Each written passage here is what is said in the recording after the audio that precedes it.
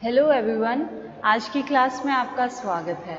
आज हम परचेजिंग के फंक्शंस के बारे में बात करेंगे कि कौन कौन से फंक्शन होते हैं परचेजिंग के, उनके ऊपर बात करेंगे कि जो परचेजिंग क्रयन की जो अपन परचेज डिपार्टमेंट देखते हैं वो किन किन काम को करता है, उन सारे फंक्शंस को हमने यहाँ डिस्कस करना है।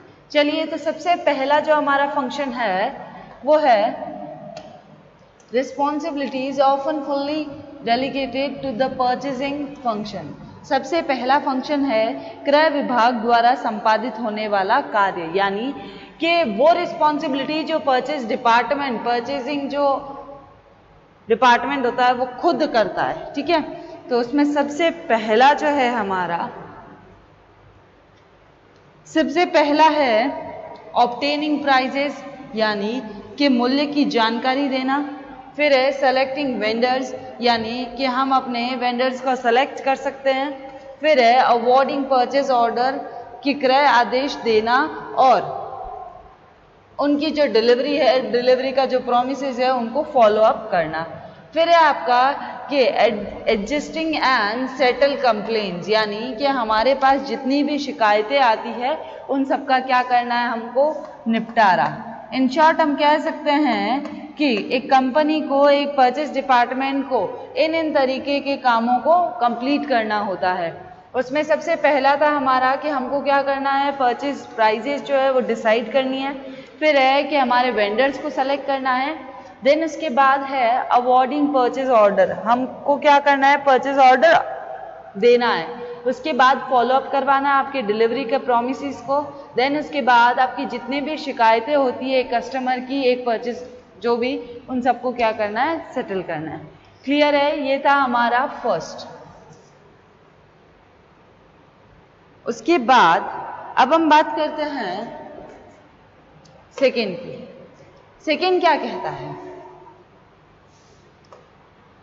एक सेकेंड पहले ये जो फर्स्ट वाले के दो रह गए थे, ये देखिए। फिर आपका अगर आप कंप्लेंट्स करते हैं, उसके बाद selecting and training of purchasing personal, यानी हम क्या करते हैं, अपने जो परचेज होते हैं, जो भी हमारी उनको ट्रेनिंग देते हैं, किससे रिलेटेड, परचेजिंग पर्सनल के रिलेटेड। फिर आपके वेंडर के साथ रिलेशन कैसे हैं, वो सब कुछ आपको क्या करना है, किस में करना है, एक परचेजिंग डिपार्टमेंट के फंक्शन में आपको ये सारे काम करना है। देन इसके बाद सेकेंड आता है हमारा responsibility of shared with function other than purchasing function, यानी कि अन्य विभागों के साथ समन्वय से संपादित होने वाले कार्य। उसमें देखिए स्टैब्लिशिंग स्पेसिफिकेशन, यानी हम कह सकते हैं कि स्टैब्लिशिंग स्पेसिफिकेशन। फिर है सेकेंड स्केड्यूलिंग स्पेसिफिकेशन। फिर हमारा थर्ड है इंस्पेक्टिंग, निरीक्षण करना। ठीक है, ये सारे वो फंक्शन है जो परचेज डिपार्टमेंट नहीं करता है, अदर देन परचेज डिपार्टमेंट के अन्य विभागों के साथ। सिर्फ परचेज डिपार्टमेंट ही नहीं करता है, ये क्या करता है, परचेज डिपार्टमेंट के साथ बहुत सारे डिपार्टमेंट को कोऑर्डिनेट करवाते हुए ये सारे काम कंप्लीट करवाता है। क्लियर है, चलिए। फिर उसके बाद है specifying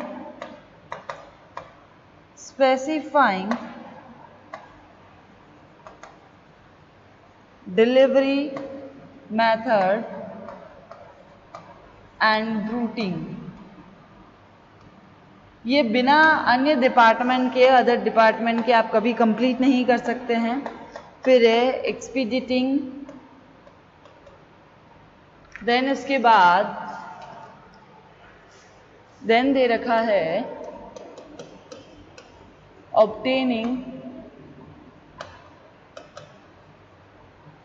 obtaining technical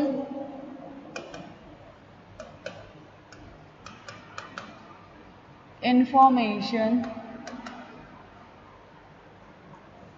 and advice। Clear है। फिर आता है हमारा अकाउंटिंग ये सारे वो फंक्शन है जो एक परचेस डिपार्टमेंट बाकी डिपार्टमेंट के साथ कोऑर्डिनेट करते हुए क्या करता है, परफॉर्म करता है, ठीक है। देन उसके बाद आता है आपका परचेजिंग एंड मार्केट रिसर्च, यानी हम कह सकते हैं कि मार्केट रिसर्च और परचेजिंग से रिलेटेड जो सारे फंक्शंस होते हैं, जैसे रिसर्च करना, परचेजिंग करना, ये हर डिपार्टमेंट के साथ कोऑर्डिनेट करते हुए परचेज डिपार्टमेंट एग्जीक्यूट कर सकता है। फिर ये आपका नेक्स्ट दे रखा है, नेक्स्ट है आपका inventory and warehousing policy and control. Then इसके बाद आता है हमारा sale of scrap and salvage value and surplus. तो इस तरीके से तो ये हमारे इसमें बहुत सारे, जैसे अभी इसमें नीचे आप लिख सकते हो कस्टम, फिर आप लिख सकते हो इसमें जनरल कंसिडरेशन या फिर ट्रांसपोर्टेशन, और इस तरह से ये हमारे थे कुछ इसके रिस्पॉन्सिबिलिटीज। अब हम थर्ड की बात करते हैं। थर्ड है हमारा, थर्ड फंक्शन कौन सा है,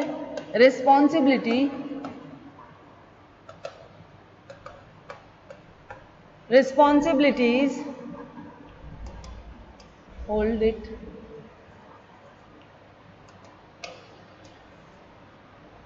one second, responsibility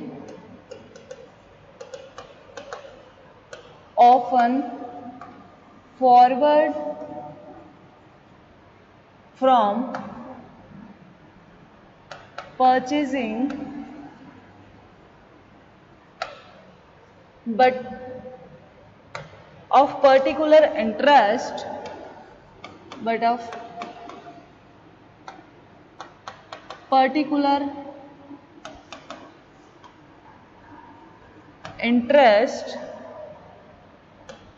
to purchasing।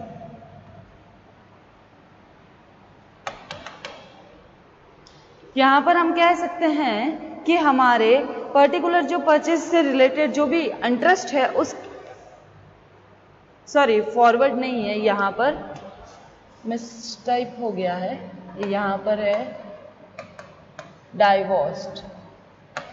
तो इसके रिगार्डिंग क्या क्या हो सकते हैं उनको डिस्कस कर लेते हैं। चलिए, सबसे पहला है रिसीविंग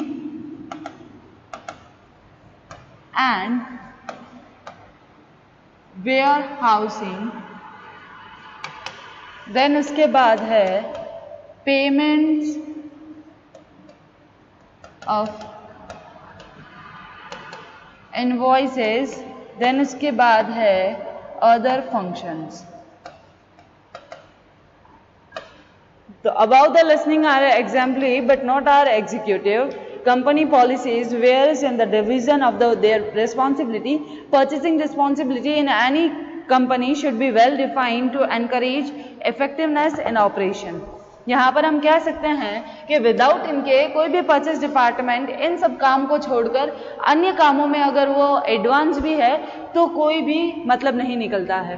तो हम यहाँ पर कह सकते हैं कि जो परचेज डिपार्टमेंट है या फिर परचेज मैनेजमेंट की ही बात करते हैं, इनके बिना परचेज मैनेजमेंट संभव नहीं है, इम्पॉसिबल सा नजर आता है।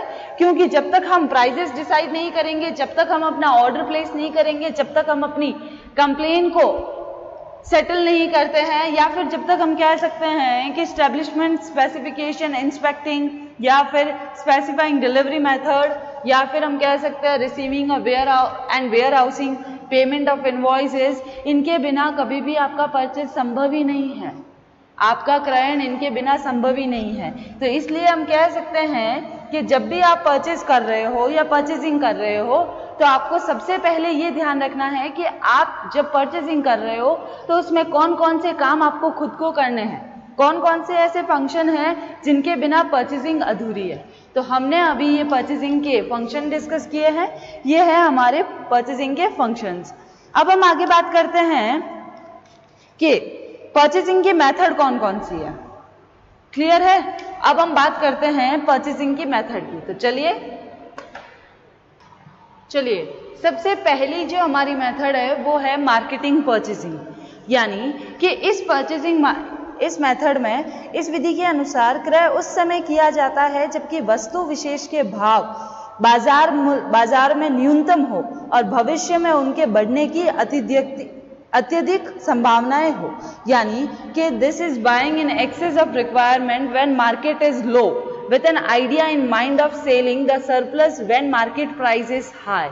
यानी कि जब आपका मार्केट बढ़ रहा है, यानी मार्केट आज अगर लो है तो हम क्या करते हैं, अपनी परचेजिंग को एक साथ कर लेते हैं, यानी मार्केट के हिसाब से, मार्केट के अप एंड डाउन के हिसाब से हम क्या करते हैं, अपनी परचेजिंग करते हैं। मार्केट अगर डाउन है तो हम क्या करेंगे, अपनी परचेजिंग को एक साथ कर लेंगे, अपने जो जो मटेरियल्स हैं उनको एक साथ खरीद लेंगे, और जब मार्केट की पॉसिबिलिटीज कि अब वो हाई होने वाला है, अब वो अप होने वाला है, तब हम उन मटेरियल्स को वापस सेल कर देंगे। तो यहां पर हम नोट कर लेते हैं।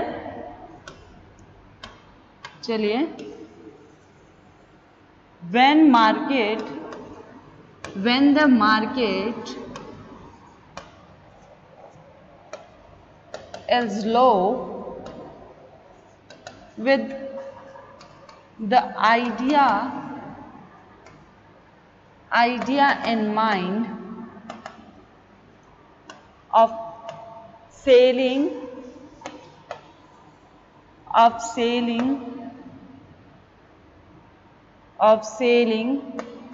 the surplus when market price arise या raise हम कह सकते हैं। Some firm buy in excess of current needs when the price is low। कुछ ऐसी फर्में होती हैं जो एक्सेस में, जब मार्केट की प्राइसेस लो है तो वो एक्सेस में परचेजिंग कर लेती है। Thereby saving the company's fund। इससे क्या हो सकता है, कंपनी के फंड क्या होंगे, सेव होंगे, क्योंकि मटेरियल में उनको परचेजिंग में कम खर्च करना पड़ रहा है। Saving the companies fund. Clear है? देन इसके बाद द ऑब्जेक्ट में not to be sell material in the market but the use of it at the later date. यानी इसका उद्देश्य ये नहीं होता है कि हम मार्केट में अपने जो पहले लो प्राइस पर जो खरीदे मटेरियल को हम सेल करें। इसका रीसेल का कोई भी मतलब नहीं होता है, कोई भी ऑब्जेक्ट नहीं होता है। इसका सिर्फ एक ही मोटिव है कि वो रीसेल की, जो भी उसने कम प्राइस में मटेरियल खरीदा है उसको वो क्या करेगा, फ्यूचर की डेट को या फ्यूचर में उस मटेरियल का यूज करेगा। फिलहाल अभी के लिए उस मटेरियल का कोई भी यूज नहीं है, उसको स्टोरेज में रखवा दिया जाता है, पर फ्यूचर में उस मटेरियल का यूज करेंगे जब उसकी प्राइस ज्यादा बढ़ जाती है। क्लियर है? यहाँ पर ये था हमारा मार्केटिंग परचेसिंग, सबसे पहली मेथड। सेकंड हम देख लेते हैं, सेकंड है हमारा कॉन्ट्रैक्ट परचेसिंग। कॉन्ट्रैक्ट परचेसिंग, अब ये क्या होता है इसके बारे में पढ़ लेते हैं। चलिए, it is the practice of purchasing under contract and arranging the deliveries spread over a period of time while price may not be fixed but subject to negotiation periodical। यानी हम कह सकते हैं कि इस विधि के अंतर्गत एक लंबी समयावधि के लिए निश्चित समय अंतरालों पर निर्धारित मूल्यों या शर्तों के अनुसार आवश्यक सामग्री क्रय करने का अनुबंध किया जाता है। यानी देखिए, कॉन्ट्रैक्ट परचेजिंग यानी एक सीधा सा एग्जाम्पल, उसके बाद हम डिटेल पर जाएंगे। मैंने ए के साथ कॉन्ट्रैक्ट किया 10 साल के लिए, ठीक है। ए एक मैन्युफैक्चरिंग कंपनी है, ठीक है। रॉ मटेरियल मिलता है उसके पास, मैं यानी ये यहाँ पर बी हूँ, ठीक है।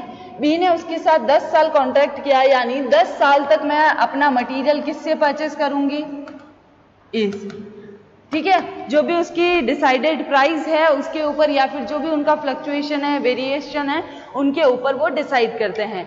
तो अगर बी ने पहले से ही डिसाइड कर लिया, पहले से ही ए और बी के बीच में कॉन्ट्रैक्ट बन गया है, कितने टाइम के लिए, लॉन्ग टाइम के लिए फिक्स कॉन्ट्रैक्ट बना है, और कि बी कहेगा कि मैं ए से ही परचेज करूंगा, जितना भी परचेजिंग करना है उतना सारा, तो वो क्या होगी हमारी कॉन्ट्रैक्ट परचेजिंग।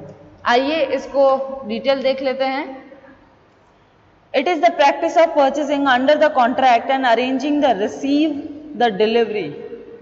चलिए, it is the practice of purchasing under contract and arranging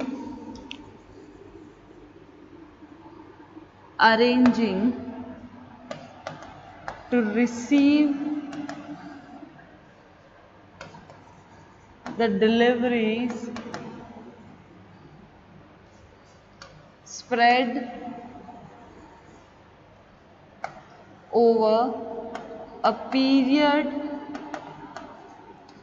of time, किसी निश्चित समय के लिए, while प्राइस में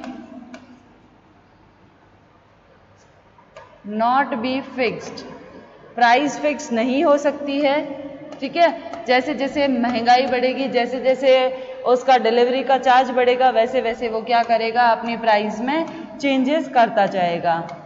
but the subject to negotiation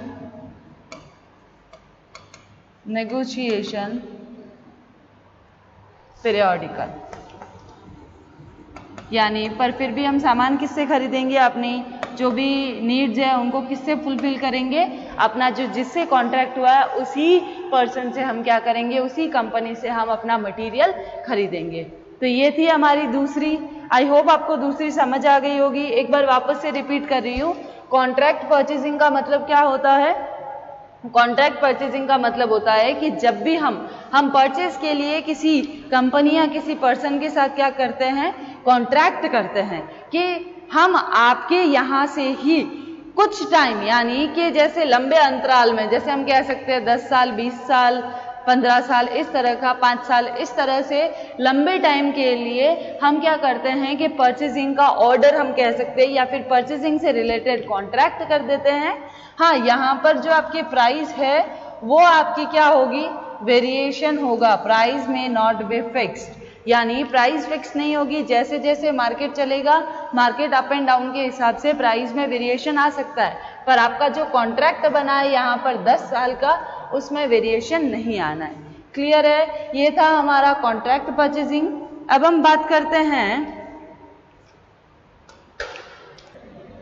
then उसके बाद अब हम डिस्कस करते हैं हमारी नेक्स्ट जो मेथड है, ब्लैंकेट मेथड, ठीक है, उसके बारे में डिस्कस कर लेते हैं।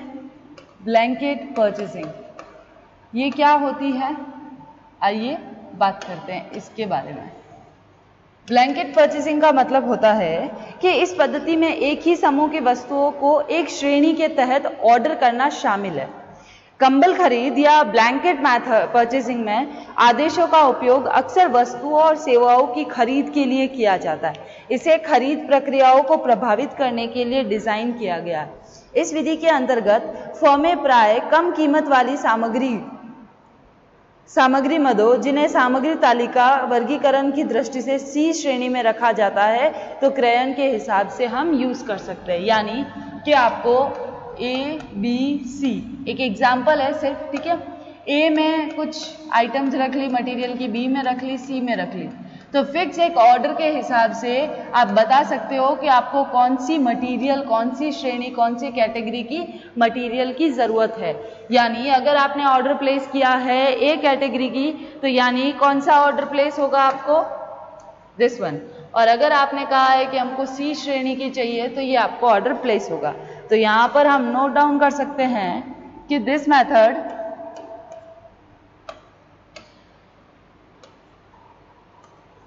the method involve ordering items of same group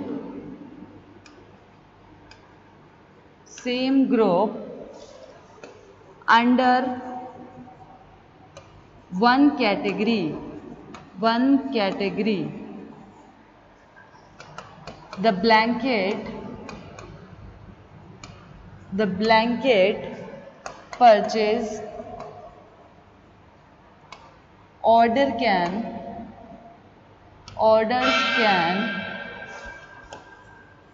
can be utilized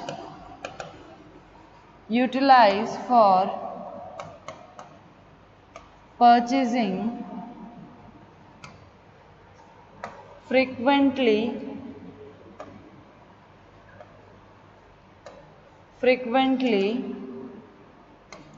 purchasing items or services and have been designed such to affect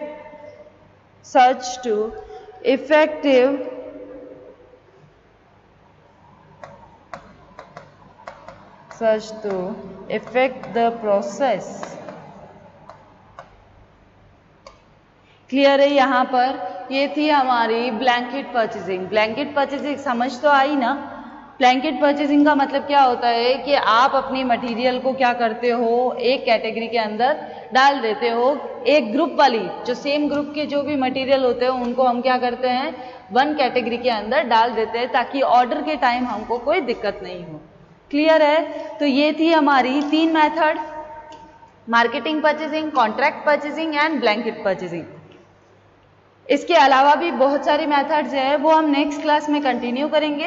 तो आज की क्लास के लिए हमारे फंक्शंस और हमने जो मेथड का टॉपिक है वो स्टार्ट कर दिया है। ये देखिए, ये है हमारे मेथड्स।